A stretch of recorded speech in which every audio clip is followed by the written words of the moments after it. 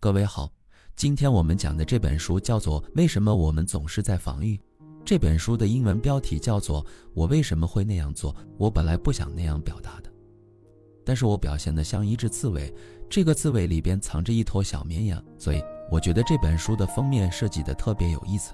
这本书讲的是我们的心理防御机制。心理防御就是我们为了逃避痛苦对自己撒的谎，在潜意识中我们不愿意直面自己遭受过的那些痛苦，心中受过的那些伤，所以我们会用其他的方式将这些伤痛呈现出来，这样会让我们显得铠甲重重，甚至会因此伤害周围的人。过度的心理防御会给自己和他人的生活都带来相当大的困扰。在我们的日常生活中出现的莫名其妙的感觉，就是我们产生的心理防御。我经常会听到很多父母跟我说，我一看他不会做题，心里就莫名其妙的升起一股火。实际上，不会做题和发火之间没有什么关系，你发火只会让孩子更不会做题，但是你就是莫名其妙的想发火。但这个世界上没有所谓莫名其妙的事。我们讲过卡尔·荣格的一句话，当你的潜意识没有进入你的意识的时候，那就是你的命运。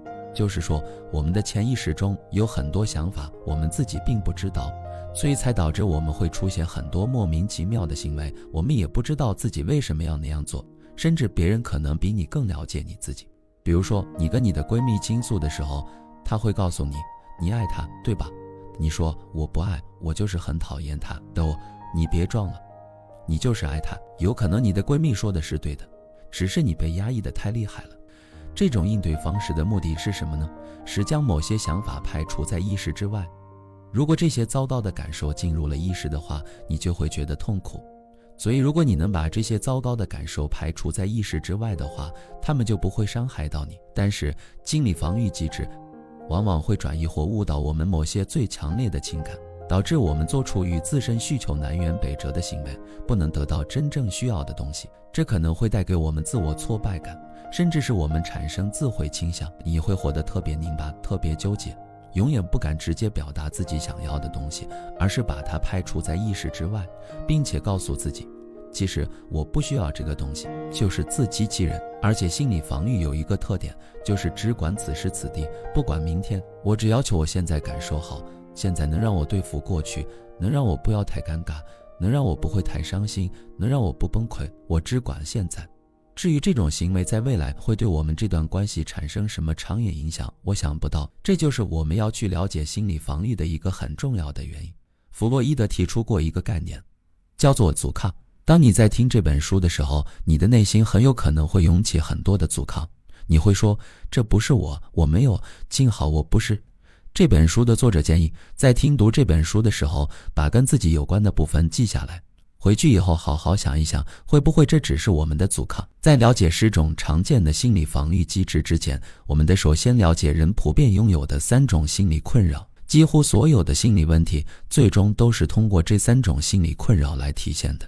这里面有3个关于人类的陈述，大家听一下有没有道理。1，人类这种灵长类动物有着漫长的婴儿期和更加漫长的依赖他人的童年期。你看，角马小狗生下来没多久就会跑了，但是人至少需要3到5年才能够给自己找吃的。然而，为了在这个危险的世界里生存下来，我们演化出了一系列强烈的情绪反应。情绪反应系统能帮助我们在关键情况下开展应对，并迅速对威胁性刺激源做出反应。就是说，我们的情绪要比动物多得多，很丰富。3，智人是一种社会性动物。从历史的角度来看，他们始终以聚落或部落的形式共同生活，有着复杂的内部等级制度。聚落成员之间有着一种心理情绪的内在连结，这种连结将聚落联系在一起，有利于整个种群的生存。你可能会觉得这3个知识蛮有意思的，都是人类学的一些小知识，但实际上这3个知识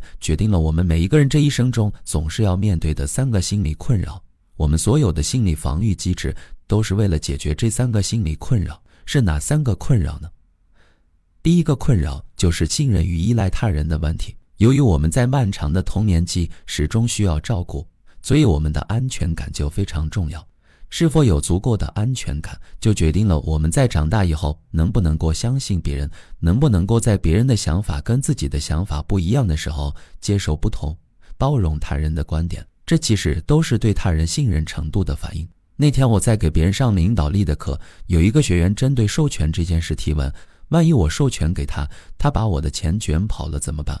然后我们有一个老师就说，你看，你授权给他1个月，再让他练习3个月，如果这个人4个月之内都能达成目标，你为什么不相信他呢？后来我在点评的时候就讲，这个学员的问题并不是因为他觉得这个人没有能力，而是他根本就不相信别人，这是一个心理问题，根本不是一个关于授权的技能问题。所以如果我们突破不了这个心理困扰的话，我们总是会对他人有信任和依赖的问题，安全感问题解决不了，这是第一大困扰。第二个困扰就是管理自己情绪的问题，各种各样的心理疾病最后的爆发点都在情绪方面，所以人能不能够管控好自己丰富多样的情绪就显得至关重要。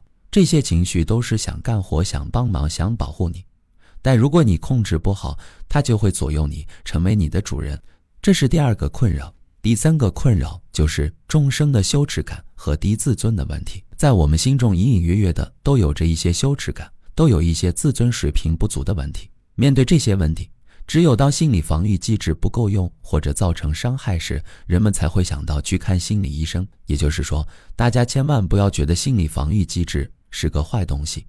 假如没有心理防御机制，我们的日子可能会更难熬，因为我们每天都要面对内心深处最让人痛苦的那个伤害，那会让人难以忍受，所以我们会披挂一些铠甲，让我们能够像正常人一样生活。每天坐地铁上班，跟别人开会，跟别人开玩笑，在什么时候你会觉得自己需要寻求心理医生的帮助了呢？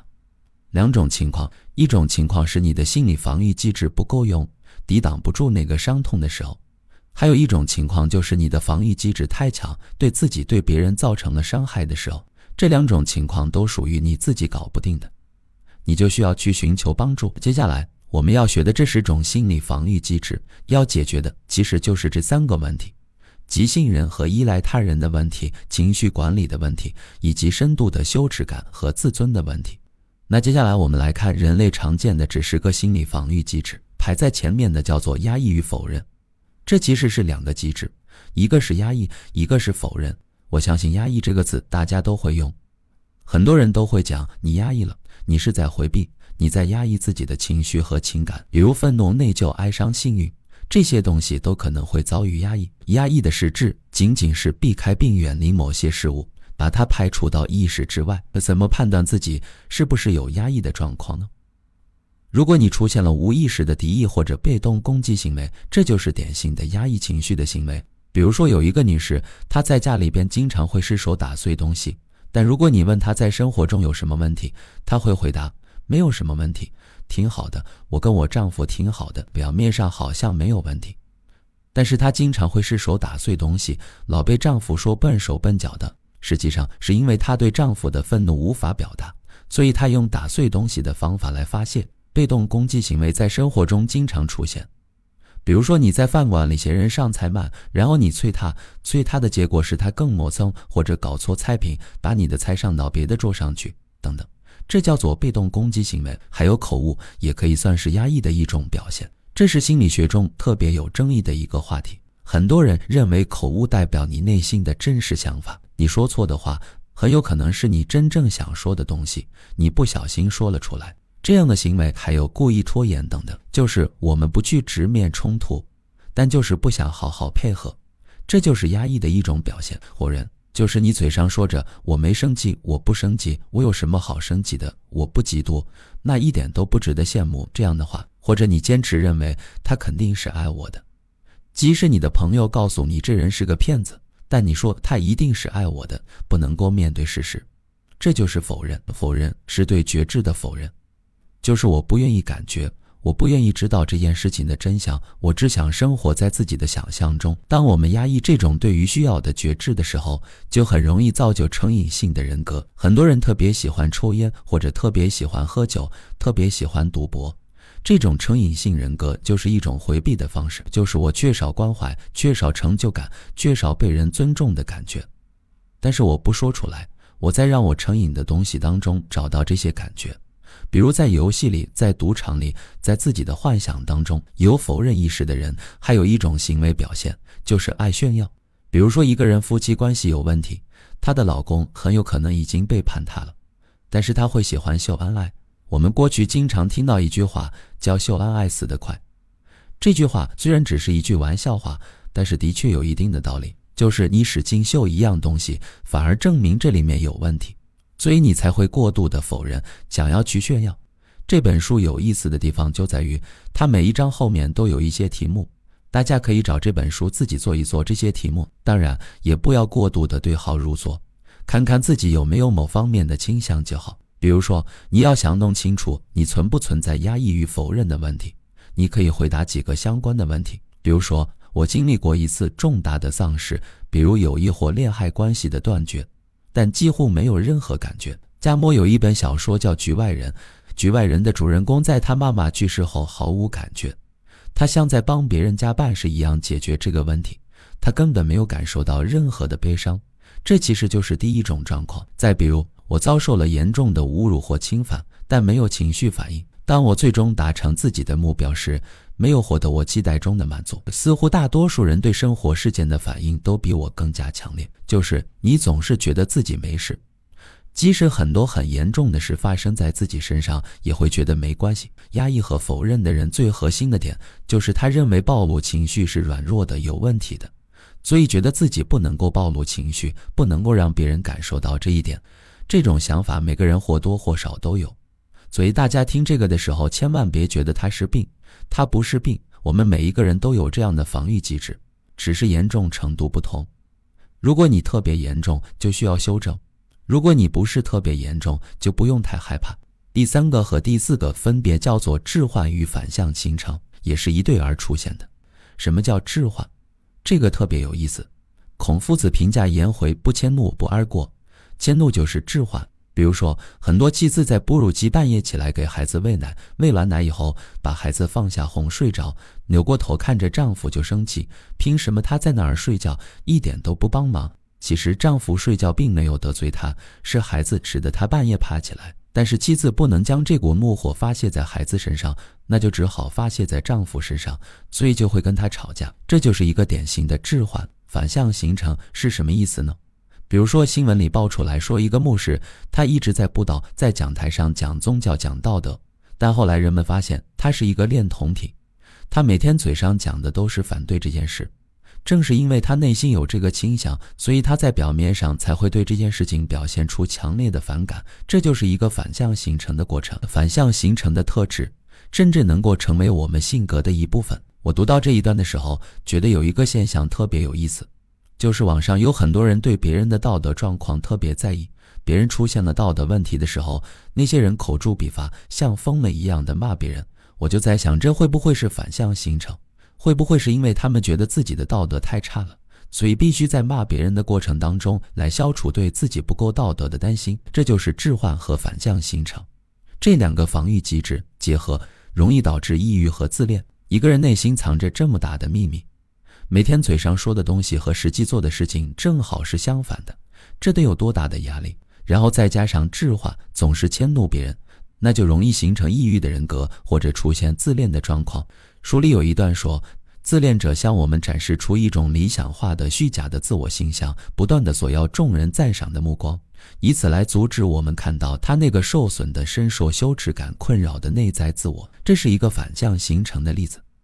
无意识中对被看见的恐惧变成了意识里对关注的渴求，就是在潜意识中你特别怕别人看见你，你特别怕别人发现你，所以在意识的环境下，你刻意的让大家看，而且是让大家看自己光鲜亮丽的那一部分。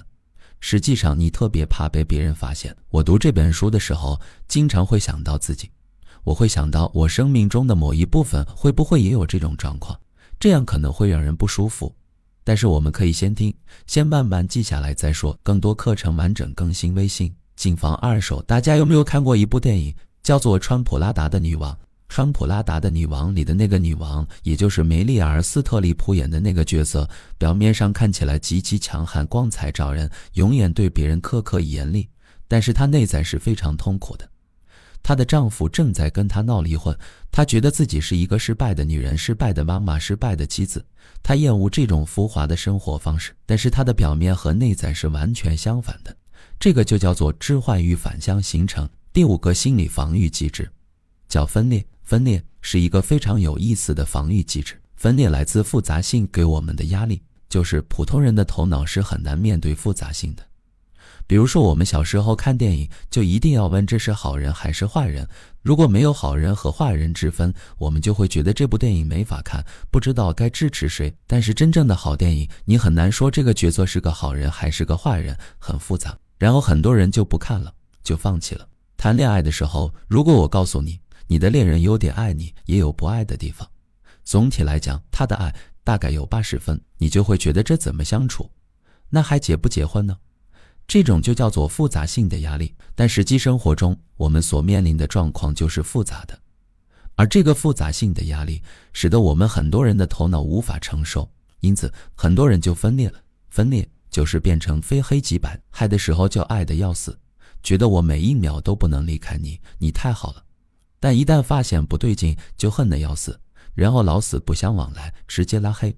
这本书里就讲，为什么很多人特别喜欢动不动就拉黑别人，就是因为分裂。比如咱俩关系不好了，其实少说几句话就可以，但是有的人接受不了少说几句话这种过渡，在他的世界里要么就是好朋友，要么就拉黑，非黑即白，这就是分裂。因为分裂能够减少他头脑的负担，他不用想那么多。其实《论语》中也早就讲过这个。孔子讲，爱之欲其生，恶之欲其死，既欲其生，忧欲其死，是惑也。一个人为什么迷惑？爱的时候觉得他太好了，想要永远跟他在一起，恨的时候又希望对方死，想着干脆杀了他的了。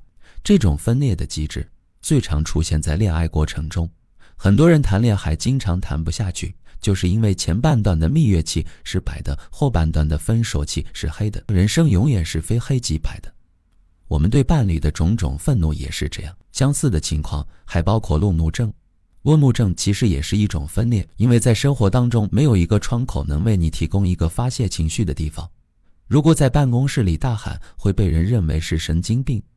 那要找一个极端的地方，面对一个不认识的人，再有一辆车能保护自己的这么一个环境，把自己的脾气发泄出来，这就是分裂。路怒症的人往往在办公室里都很和气，你看这个人觉得挺好，但是一开车他就变样了，这就是分裂了。而且在极端的压力之下，人更容易分裂。当你在生活当中遇到一个人总是忽冷忽热，总是对你极度的好或者极度的坏，你就一定要小心。我经常会劝很多女孩子，我说男孩追你的时候对你特别好的，你要小心一点。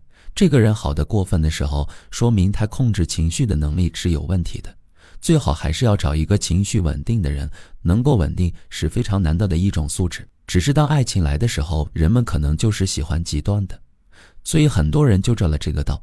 第6个叫做理想化。理想化跟分裂听起来有点像，但是理想化的核心特点是把普通事物抬高到一个完美的高度。如果一个人特别抑郁，压力很大，不愿意面对痛苦，他就愿意给自己构思出来一个完美的天堂。比如遇到了一个帮了他的人，他就会觉得这个人太好了，这个人真的很棒。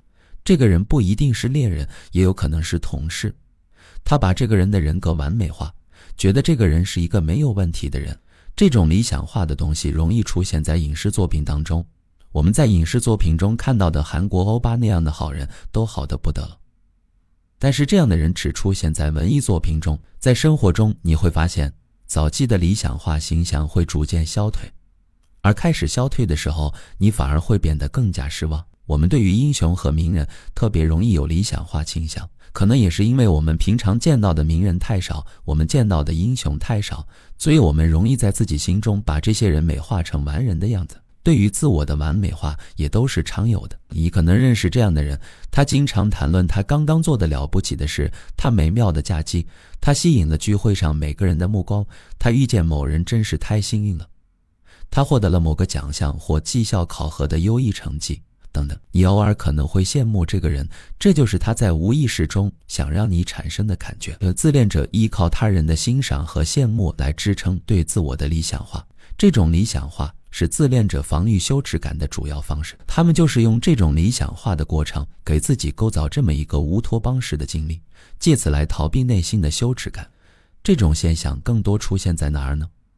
大家有没有见过很多年轻的小孩子追偶像，年轻的小孩子追偶像的时候，觉得自己的偶像简直完美无缺，谁敢说我这个偶像一句坏话，我就可以跟你玩命？我们中老年人不能理解，觉得这个人又不是你爸，你干嘛对他这样呢？至于会爱成这个样子吗？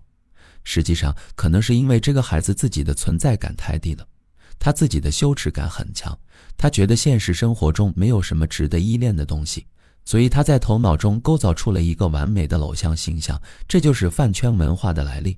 他构造出这个理想化的人物或者经历，是为了逃避现实生活当中的痛苦和失败，不愿意面对无聊，不愿意面对抑郁，他更愿意去追求那个充满了泡泡的生活。所以情况严重的人也真是挺可怜的，有很多人为了追偶像，已经完全没有自己的生活了。这种逃避方式就是理想化。接下来第7个叫投射。这个作者说，投射的核心就是把痛苦发泄出来，让照料者也能够难受，引起对方的共情。你注意照料者这个字，它是从婴儿时期开始的，就是婴儿的哭声我们都受不了。为什么正常人听婴儿的哭声都会烦？这很奇怪。你很难说自己可以修炼到把婴儿的哭声当作一种美妙的音乐的程度，因为这是写在你基因里的东西。我们听到小孩使劲的哭，就是会难受，就是要做点事安抚他，因为这是小孩子唯一的自救的方法。他尿湿了或者饿了，感觉不舒服，就只能够通过歇斯底里的哭喊来表达。这种哭喊有什么作用呢？让你们这些成年人难受，赶紧过来看看，看看我该怎么办。这就是最早的投射，我难受也要让你也难受，一块儿难受。不高兴的时候就冲你发脾气，就是典型的投射。有时候你遇到一些挫折回来了，本来没什么事的，但你就是想找个由头，以此为借口发脾气。投射有对内疚的投射，对依赖的投射的。我们不愿意面对我们的内疚，不愿意面对我们的依赖情绪，就用发脾气的方式表达出来。投射容易和分裂相结合，如果一个人把投射跟分裂结合起来，就会产生焦虑的情绪。很多人的焦虑感就是从这儿来的。如果你倾向于用这种方式摆脱无法忍受的情绪，那么其他人可能会躲避你。也许你觉得家人和朋友搞不定你，这在一定程度上可能是由于你依赖这种投射，就是你长期的把童年的阴影全部投射在周围的人际关系当中，谁也搞不定你，没有人能够安抚你。你的生活当中永远得有个敌人，没有敌人你就会觉得生活不正常，这样确实很痛苦。你会因此遭受职业上的挫败，情感道路上的挫败，因为没有完美的人，那个完美的人也是你理想化出来的。然后等到他那个理想化的完美的人真的露出所谓的马脚的时候，你就会觉得怎么样？被我抓到了吧？你一直在玩那个被我抓到了的游戏，实际上你只是想要验证你之前受到的伤害又出现了。这就是我们说的投射的方法。第8个叫做控制，就是我们用控制来逃避。著名的行为心理学家斯金纳曾经做过一个实验，叫迷信的鸽子。他给一群鸽子喂食，结果喂了一段时间以后，就发现这些鸽子或多或少都出现了迷信的状况。因为食物是随机出现的，所以这些鸽子就开始找规律。有的鸽子发现只要把翅膀抬起来就会出事，然后那些鸽子就经常抬翅膀，没事干就抬翅膀。有的鸽子会转圈，有的鸽子会啄自己的羽毛，就是当它想要吃东西的时候，它就会做这些动作，它以为做这些动作就会出事，这就是迷信。那人为什么要迷信，或者说鸽子为什么要迷信？因为我们不愿意接受随机性，我们不愿意接受自己控制不了这件事的事实。如果一切都是命运的安排，是随机的，是生活的洪流，我们就会觉得太可怕了。所以不如算一卦，算一卦就能让自己安心一点。这其实也是一种迷信的做法，就是想要通过非理性的方式去控制生活。还有的人会用刀子割伤自己，这样的病例在心理治疗中很常见。这个用刀子割伤自己的人所用的回避方式就是控制。大家可能很难理解这为什么是控制，因为他在自残时候能够确切地知道自己什么时候会疼，疼到什么时候为止。这些喜欢自残的孩子们觉得生活完全失控了，他对于周围的一切一点办法都没有，他的感觉都已经麻木了，所以他需要用这种伤害自己的方式来找到控制感，同时让自己清醒，让自己找到感觉，我还有点感觉，而且我能够控制这个感觉。这是一种很惨痛的状况，这就是极度无助带来的极端的控制手法。还有一种人容易陷入控制，就是高度极度的恋人。假如你老公希望你无时无刻都要汇报自己的行程，然后动不动就要打视频电话，确定你周围都有谁，这就是典型的控制。还包括事无巨细的领导，有的领导为什么很累，而且培养不起来别的员工，就在于他管别人是一竿子插到底的，所有的小事全都要问清楚，跟他意见不一致的都要改过来，这也是控制。这些都是在用控制的方法来找到自身的安全感，这些情况都是很明显的控制。还有一种是隐匿的控制，隐匿的控制最典型的表现是装可怜，用这样示弱的方法来控制对方。特别喜欢控制的人还有一个典型的特征，就是生活的高度条理化。你会看到他穿的衣服很整齐，桌子上的东西摆得很整齐，家里收拾得很整齐，每天吃饭的时间是固定的，大家就坐的位置是固定的。这种强迫性控制欲强的人会让被控制的人发疯，被他控制的人会受不了，会歇斯底里，会得抑郁症或者焦虑症。这是第8个方法，叫控制。第9个心理防御叫思考。这里的思考要打上引号，思考怎么会成为一种回避的方法呢？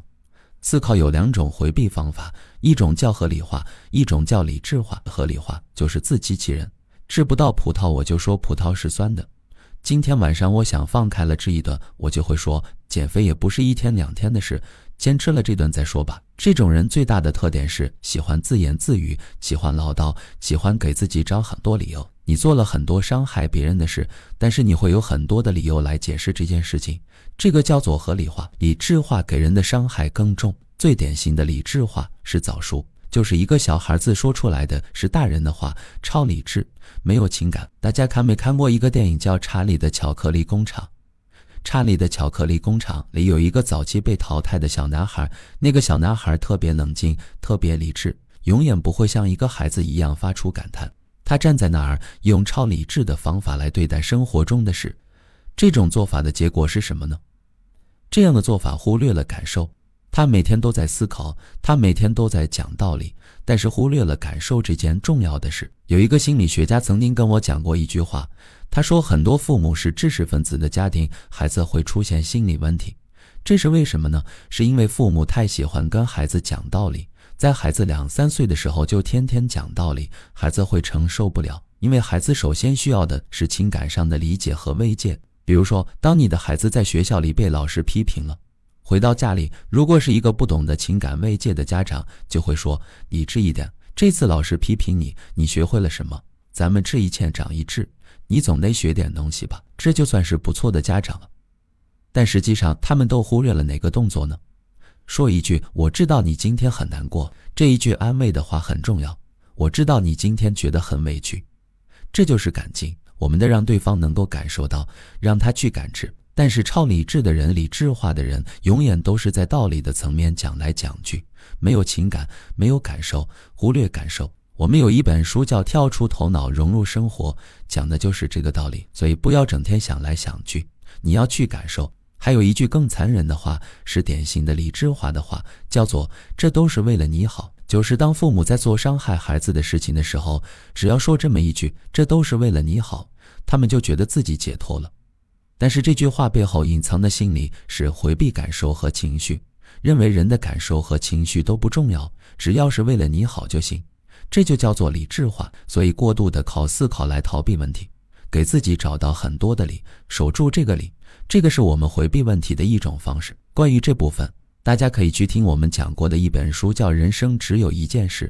在那本书里，金维纯先生就讲到，他跟他妈妈吵架，他总是死死地守住一个理，他觉得自己没错，因为他有这个理。但实际上，如果你忽略情感感受，就已经没有理了，而你还非得要站住这个道理。第10个防御措施叫羞耻防御。我们每一个人都是从弱小的状态慢慢成长的，对不对？无论你家里有钱没钱，无论你出身的地位高低，哪怕你出生就是一个皇子，你也是从一个弱小的肉体长起来的，从弱小无助的状态成长起来的。所以我们每一个人都有着深层次的内在的缺憾感或者是丑陋感，就是我们总觉得自己或多或少都有不为人知的部分。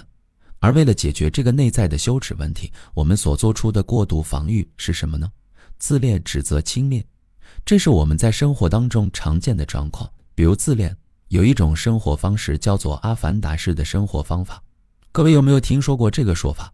阿凡达式的生活方式就是我把我的脑机接口连到那个机器上，这样的话我就到另外一个身体里去生活了。实际上我们很多人每天上班就想穿着一张阿凡达的皮，我们在假冒那个人上班，等下了班回到家以后，把这张皮一脱，躺在沙发上，这才是真实的自己。我们内心的那种愤恨、痛苦、失落等，只有躺在沙发上的时候才会曝光。作者说，无论是在财富、成功、名望、风雅，还是在魅力方面，许多人都想表现得很完美。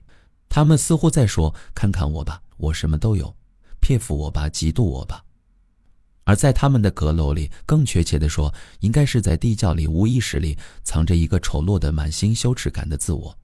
他们永远不想让你或任何人看见这个自我。这就是阿凡达式的生活方式，表现出来的是自恋，是炫耀，是鲜花、美酒、钻戒，但是内在是空虚、痛苦，觉得真实的自己不能够被别人发现。关于指责，你会发现很多人张口就伤人。我们还是讲电影《川普拉达的女王》中的例子。那个女王就是典型的用指责的方法来防御内心的羞耻感，所以这些防御措施并不是割裂的呈现出来的，它有时候是一种组合。我们会习惯性的用这些组合伤害别人，用轻蔑的方式进行过度防御的人也特别多。有这么一种人，你跟他讲什么事他都显得无所谓，他都觉得这没有什么了不起的，对什么都不羡慕，对什么都无所谓。甚至这个作者说，有很多来他这儿看病的病患来向他求助了，来看病了，但是对医生说的话很轻蔑，因为他需要自我保护，需要让别人觉得他什么都见过，没什么不懂的。这种居高临下的态势，就是一种典型的对羞耻感的防御。如果过度的使用羞耻防御，就容易造成彻底的自我排斥或者自我憎恨。这种高度自恋，把自己伪装起来的人，很有可能最后会突然崩溃，突然人格坍塌，因为这样伪装确实太累了，他很难一直伪装下去。以上就是我们最常见的10种心理防御机制。那接下来我们该怎么办？首先，我们得有能力去解除这些心理防御。那有人可能会说，我干嘛要解除呢？我这样保护着自己不是挺好的吗？但是你要知道，你这样保护自己就是在原地踏步。我们所有的防御机制都不会白白发挥作用，它们都是有成本的。这个成本可能就是你跟别人之间关系的梳理，你对其他人的伤害，或者是你在事业上没法更上一层楼。你需要面对内心对自己的极度不满。更多课程完整更新微信，谨防二手。这些东西其实是我们可以去改变的。怎么改变呢？改变始于接纳，就是我们首先得能够接纳自己，知道出现这些错误是人之常情，每个人都会有这样的状况。防御是具有惯性的，在你接纳自己之前，还有一个动作是你的觉知。有很多人没法改变，是因为他们根本不认为自己有这样的问题。他们在听这些书的时候，觉得里面讲的都是别人的事，都是别人的问题。他们能听出来自己身边谁有什么问题，但是意识不到自己有这些问题。这样的人连接纳都做不到，因为他们根本就不知道自己有问题。真正治就改变的心态始于承认这个事实。彻底的治愈与完全转变是不可能的，只有通过充分的了解自己，发现自己有困难的方面，以及形成自己应对困难的典型方式，你才能开始成长。当你意识到了自己的防御模式，识别出自己的惯性以后，要对防御机制保持警惕。为什么我们的防御机制很难被发觉？第一个原因是干扰太多。我们每天生活的太嘈杂，一会儿这儿有事，一会儿那儿有人跟你吃饭，还得看着手机，总有一大堆这样的事，让你的心不静。心不静的结果就是人会被惯性带走。当我们没法安静理智地看待自己的生活的时候，就会遵照惯性自然地做出一些事情，这时就又回到老路上去了。所以干扰太多是一个问题。第二个问题是麻醉剂的问题，酗酒、抽烟、吃药，这些东西都会使得我们无法清醒地面对自己的这种防御机制，让这个防御机制持续起作用。所以要想保持警惕，这个作者推荐的最有效的方法又回到了我们最常说的东西上，就是正念。你会发现我们现在讲很多心理学的书，殊途同归，到最后都回归到了正念这件事上。大家可以试着听一下我念这一段。把书放下，就是放下你现在正在看的这本书，专注在自己的呼吸上，感受胸膛的起伏。当空气进出你的鼻孔时，有一鼻孔的不同感受。在吸气时，我感觉鼻孔很凉；当我把空气从肺里呼出来时，鼻孔又很温暖。扩张自己的觉知范围，将身体的其他部位囊括进来，留意你的各种感觉。如果你是坐着的，你可以感觉背部靠在椅背上的压力。如果有微风拂过，你可以留意气流接触皮肤时的感受。这是什么感受呢？就是正面。如果你按照我念的这个东西去做了，就在这一刻你就能感受到幸福，你就会感觉舒服了，你的内心就安稳。这就是回归到正面的状态。只有在这种正面的状态之下，我们才能够保持警惕，我们才能够知道自己是被惯性带走了，还是真心想要做一件事。然后定位我们的情绪，比如觉察到我此刻生气了，这就是定位自己的情绪。很多人自己生气了都不自知，等脾气发完了，到第二天才觉得自己是生气了。所以当你的脾气升起来的时候，定位这个情绪，然后记住一句话，不要相信自己所有的感受。我们很多人特别容易跟别人发生矛盾冲突，就是因为我们只相信自己的感受。我觉得他欺负我了，我觉得他就是针对我，这个人就是坏。当你下这样的结论的时候，实际上你是太过相信自己的感觉了，你完全被自己的感觉绑架了。所以这本书的作者提醒大家，不要相信自己所有的感受，然后要保持清醒和诚实。什么叫清醒和诚实？就是本来如是，我们要过本来如是的生活，这件事就是这个样子。当你能够看到这个事物的本质时，那些烦恼，那些附加的情绪，那些瞧不起，那些委屈就都没有了。我们只是就事论事，而不是去界定我应该怎样，因为我们从小总是被别人教育你应该这样，你应该那样，所以我们在做一件事的时候就会有很大的负担。我们总觉得自己做的不如自己应该做到的那么好，但实际上你就做成这个样子了，接纳它就好了，有多大能力就做多大事，这就是本来如是的这种生活。不要给自己加上那么多的负担。我们每个人都有自己的勇气与局限性，你要想改变需要勇气，因为之前那些伤痛都被你排除在意识之外，放到潜意识里了，所以你感受不到它给你带来的挑战。但是当你要本来如是的去面对这些问题的时候，你就要真正的去面对那些心中的缺憾，这是需要勇气的。但每个人也都有局限性，所以要既警惕又勇敢，才能够真正的发现并面对我们的防御机制，进而拆掉无用的心理防御。那拆掉这些防御机制能干嘛呢？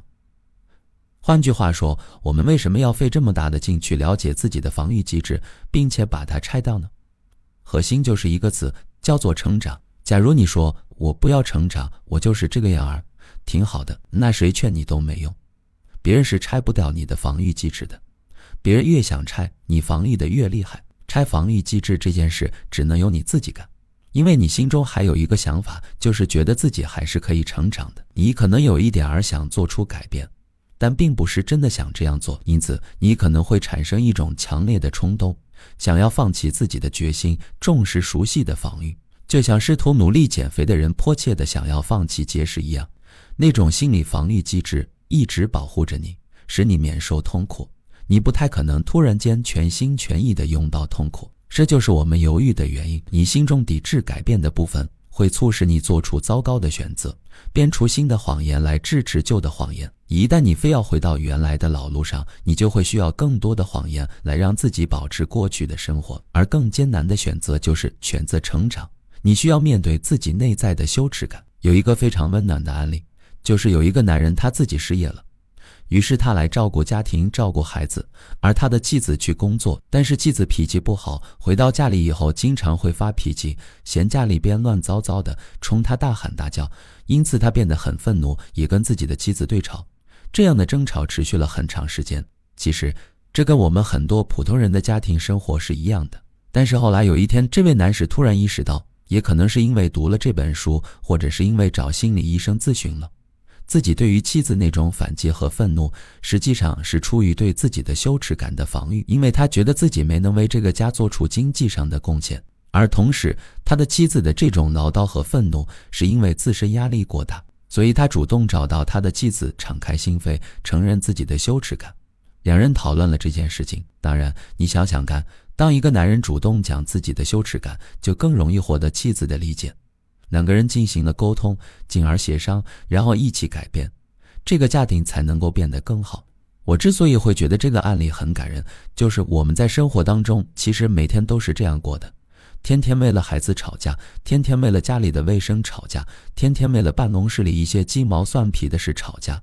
我们各自都在防御，但是没有人戳破这一点，最后就形成一种习惯。但如果有一个人能够像这个丈夫一样放下防御，主动去谈这件事情，一切就会好很多。就像《亲密关系》这本书的作者提到的，人更愿意面对愤怒，而不愿意面对心碎。我们吵架的时候很有劲，觉得自己浑身充满了力量，觉得自己是没有错的，然后把责任全部推在对方身上。但是实际上，我们每天都在过着地狱一般的生活，一直在吵架。而如果想要解决这个问题，就必须面对自己的心碎，必须面对自己的内心。我不自信，我生怕你离开我，我特别害怕你瞧不起我，因为我小时候经常被这样打击。当你说出这样的话时，双方的防御放下了，问题才能够得到解决。但说这种话需要勇气，需要你能够面对这个伤痛。所以希望大家能够学一下这个丈夫放下防御，这样才能让这个家庭成长。当你有情绪升起来的时候，学会质疑你的情绪，了解这个情绪从哪儿来的，然后照顾它，观察它。因为情绪的特点是，当它升起来了，你观察它，它一会儿就下去了。但是当它起来了以后，你不去观察它，你以为这就是你自己，你会跟着它跑得越来越高，这个情绪会把你带走。如果你能够从第三方的角度观察你的情绪，照顾你的情绪，感知到我现在生气了，我心里边又想到了那件事，那个画面真的让我好难受，我在观察，那它就会慢慢的走下来。所以要照顾自己的情绪，然后去挑战自己的防御机制，最后能够达到一种什么样的状态呢？我们可能这一辈子都与防御同在，因为如果我们没有防御，也没法让自己过得好。完全没有防御的话，天天都可能面临心碎的情况，也会让人难以忍受。所以理想的状态应该是有防御，但是不被其主宰。这种健康的防御状况具体是什么样子的呢？我来描述一下，大家听听。你能够较好的容忍自己对他人的依赖，在总体上感到自己的需求得到了满足，在内心深处你不害怕被情绪淹没，你相信你的情绪为你的生活和关系赋予了意义，你能够相信自己对自己的看法。虽然你不对自己感到100%的满意，但你确信自己是个有价值的人，并且不会停止成长。你看，这又回到了我们之前讲的3个重要的心理困扰。对于这3个重要的心理困扰，你都需要找到一个恰当的度，这个度让你既能接纳当下的自己，又愿意为了未来而做一些调整和改变，这就是健康的特点。因此我们把这本书推荐给大家。这本书的结语讲，我们防御痛苦的方式往往会给我们自己带来不利的影响，这种防御就是我的研究主题。我希望阅读本书能帮你容忍自己的需要，在关系中满足这些需要，体验那些为生活赋予意义的广泛而多样的情绪，并且为自己感到满足。这是一个漫长且永无止境的过程。遵循本书提出的建议，不会消除你的痛苦或永久地治愈你的羞耻感，但如果你按照本书的建议去做，尽最大的努力，这种经历会帮助你过上更加丰富多彩、更加令你满意的人生。这也是我的愿望。我希望讲这样的书能够让大家的心灵更加开放，而不是更加封闭，更加愿意成长，而不是固步自封。所以开放、弹性、接纳自己和他人，才是一颗健康的心应该走向的方向。希望这本书能够帮到大家。我们下本书再见，谢谢。